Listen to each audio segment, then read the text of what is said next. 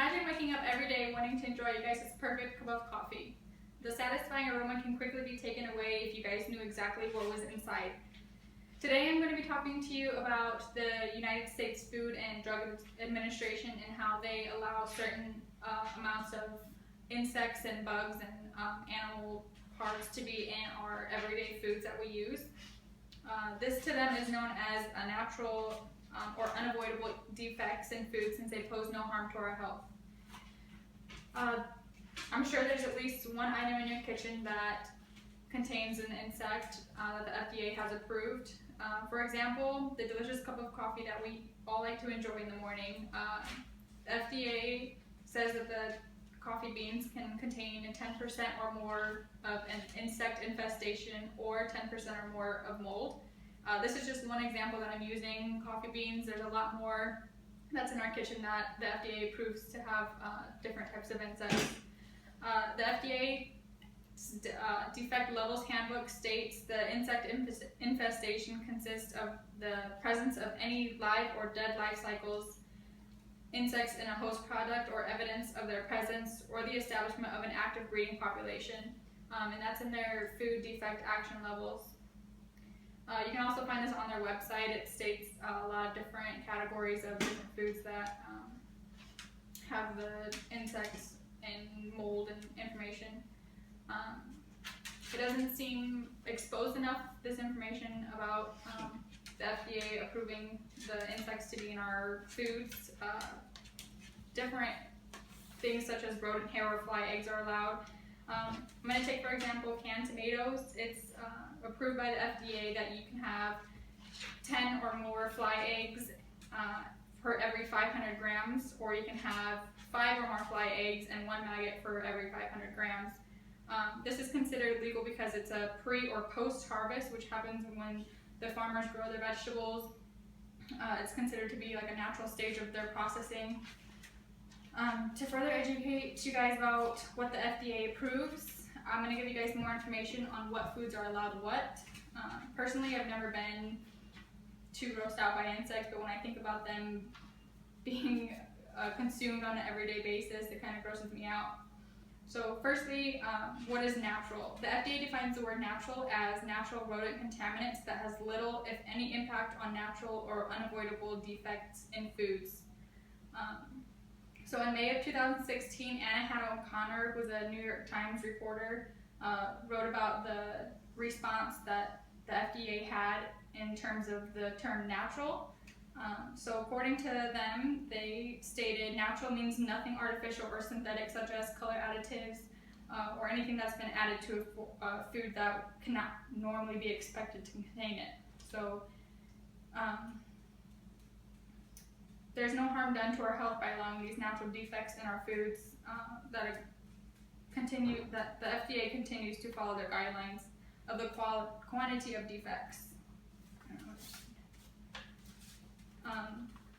The FDA allows certain amounts of insects, filth, mold, rust, even glass. That was one that I was really shocked to see. I wouldn't consider glass being like a natural process of food or non-hazardous. Foods such as ground cinnamon, salt, pepper, peanut butter, broccoli, cornmeal, just to name a few, they contain some part of maggots, insects, or molds. Oregano is a popular spice we all know. It's considered a non-health hazard even though it consists of insect or rodent filth.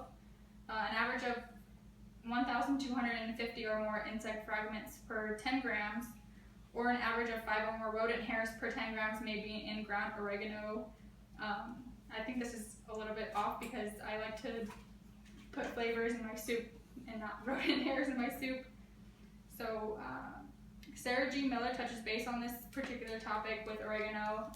She, in her 2016 article, 9 Disgusting Things that the FDA allows in your food, states, just like insect fragments, rodent hairs are commonly allowed in spices. These spices including allspice, paprika, cinnamon, curry powder, and marjoram can all contain a little rodent hair here and there. Ground sage has the highest allowable level of rodent hair with up to 9 hairs allowed in every 10 grams of spice. The Fox News in 2015 released an article about the gross things the FDA allows. Maggots, rat hair, a publisher wrote, for every 50 grams of cinnamon and every 25 grams of ground paprika, the FDA allows 10 rodent hairs, and in cinnamon, up to 400 insect fragments are allowed per 50 gram sample. I don't think any of us want rodent hairs in our spices, and I'm sure we can go without the extra ingredient. Unfortunately, it's something that the FDA approves and allows legally. Like I said, it's unharmful to our health, and it's considered to be a natural thing. I'm not exactly sure how the glass is considered a natural thing. So Allie Eves in 2015 states, your favorite spice can contain traces of foraging matter, which the FDA casually defines foraging matter as stick stones, burlap bagging, and cigarette butts. At this point, I would say it's bad because cigarette butts is a non-natural product, and the FDA is claiming it to be a foreign matter. The foreign matter is included in pepper, so when we put pepper on whatever we're flavoring, we're including partial cigarette butts, or it's possible to have cigarette butts in our pepper. This is not really a tasteful image to me to think about pepper and eating cigarettes, so it's still considered legal and a non-hazard health. I don't think this issue is exposed enough, since the FDA kind of covers up their words that they use, like the foreign matter, and terms like extraneous materials, which is actually defined as rodents, insects, and other miscellaneous matter. They kind of cover up their words a little bit, so that I don't think it's really talked about too much. And disturbing as it is, I don't want to think about natural foods as we're eating that can contain feces or animal parts or insects or rodent hairs or anything like that. So I hope that I brought to your guys' attention that the FDA approves insects and rodent hairs that are considered to be non-hazardous to us. Thank you.